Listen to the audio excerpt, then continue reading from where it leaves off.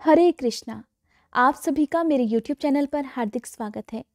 भगवान श्री कृष्ण और राधा रानी के प्रेम के बारे में तो आप सभी जानते हैं। उनका अलौकिक प्रेम जग जाहिर है। लोग उनके पवित्र प्रेम की मिसाल देते हैं। लेकिन ये भी सच है कि भगवान कृष्ण को सिर्फ राधा ही नहीं बल्कि हर वो इंसान प्रिय है जो उन्हें सच्चे मन से पुकारता है। फिर चाहे वो द्रौपदी हो, मीराबाई हो या फिर कोई गोपी। श्रीमद् भागवत गीता में भगवान कृष्ण की तमाम लीलाओं का वर्णन है, जिनमें से उनकी एक लीला ये भी है कि जिसमें उन्होंने एक साथ 16,000 कन्याओं के साथ विवाह किया था। लेकिन भगवान कृष्ण की इस लीला के कारण बहुत से लोग उन्हें नापसंद भी करते हैं। हो सकता है बहुत से लोग आपके आसपास भी ऐसे हों जो भगवान कृष्ण का मजाक उड़ाते हों, ये कहकर कि उन्होंने तो 16,000 कन्याओं से विवाह किया था, फिर वो कैसे भगवान हो सकते हैं। लेकिन 16,000 कन्याओं से विवाह करने के पीछे एक बहुत बड़ा रहस्य था। आज हम सब दिवाली से पहले नरक चतुर्दशी का जो त्योहार मनाते हैं ना, वो सब भगवान कृष्ण की ही देन है। अगर भगवान कृष्ण ने 16,000 कन्याओं से विवाह नहीं किया होता तो आज हम नरक चतुर्दशी का त्योहार भी नहीं मना रहे होते। दरअसल ये 16,000 कन्याएं वो कन्याएं थीं जिन्हें एक राक्षस ने कैद कर रखा था। इस राक्षस ने इन कन्याओं के साथ बहुत अत्याचार किया। कहा जाता है नरकासुर नाम के राक्षस ने अमर हो जाने का वरदान प्राप्त करने के लिए 16,000 कन्याओं की बलि देने के लिए उन्हें अपहरण कर कैद कर लिया था। नरकासुर ने अपनी मायावी शक्तियों से देवराज इंद्र, वरुण, अग्नि, वायु आदि सभी देवताओं को परेशान कर रखा था। यहाँ तक कि वो संतों पर भी अत्याचार करने लगा। उसने राज्यों की राजकुमारियों और संतों की स्त्रियों को भी बंदी बना लिया। इस तरह जब उसका अत्याचार बहुत बढ़ गया तब सभी देवतागण और ऋषि मुनि भगवान कृष्ण की शरण में गए। तब भगवान कृष्ण ने नरकासुर राक्षस से युद्ध किया और जिसके बाद उसका वध कर दिया। अब नरकासुर की मृत्यु के बाद भगवान कृष्ण ने 16,000 कन्याओं को उसकी कैद से तो मुक्त करा दिया।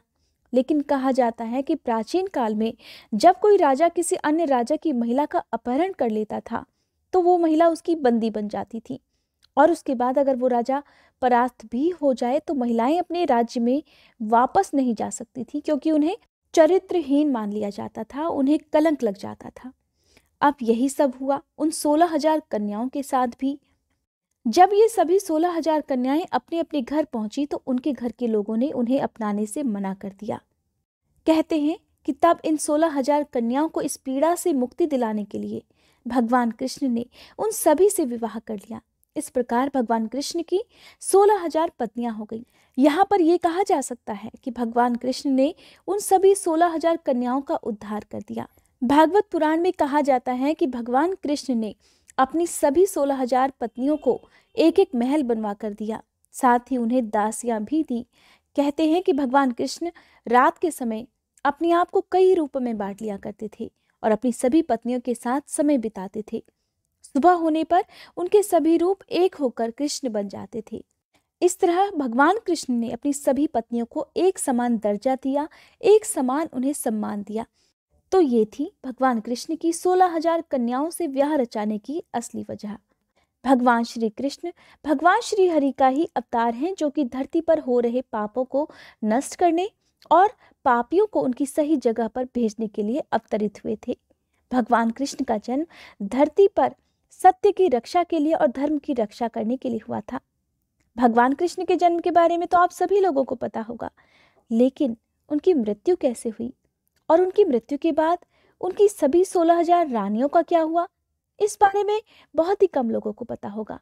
अब मैं आपको बताऊंगी कि भगवान कृष्ण की मृत्यु कैसे हुई और अर्जुन के मंत्र भूलने के बारे में जो वजह रही वो भी मैं बताऊंगी।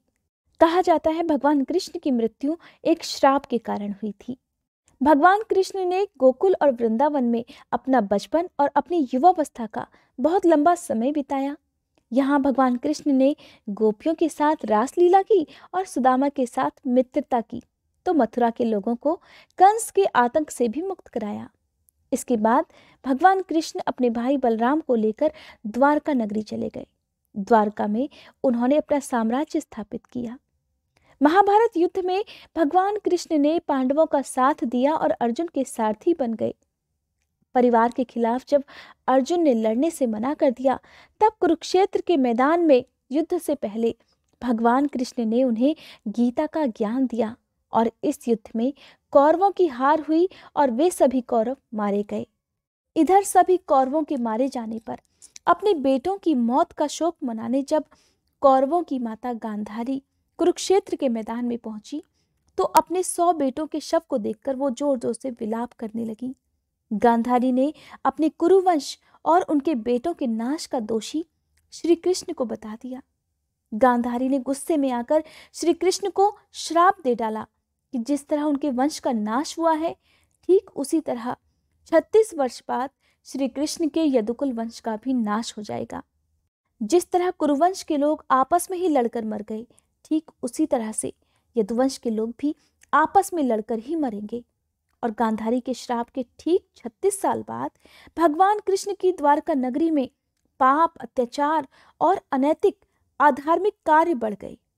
इन पापों से मुक्ति पाने के लिए श्री कृष्ण ने यदुकुल को प्रभास नदी स्नान और तप करने का आदेश दे दिया। यदुकुल प्रभास नदी पर पहुंचा तो यहाँ सभी मदिरा पान करने लगे, नशे में चूर होकर आपस में ही लड़ने लगे। यहाँ यदुवंश के 2 प्रतापी योद्धाओं सात्यकी और कृतवर्मा में बहस के बाद एक युद्ध छिड़ गया। नशे में चूर सात्यकी ने कृतवर्मा की हत्या कर दी। इसके बाद यदुवंश के योद्धा आपस में लड़कर मारे गए। अब प्रभास नदी के किनारे यदुवंश के योद्धाओं की मौत के बाद भगवान कृष्ण ने अर्जुन को यदुवंश के खत्म होने का संदेशा भिजवाया और खुद प्रभास नदी के किनारे विश्राम करने लगे।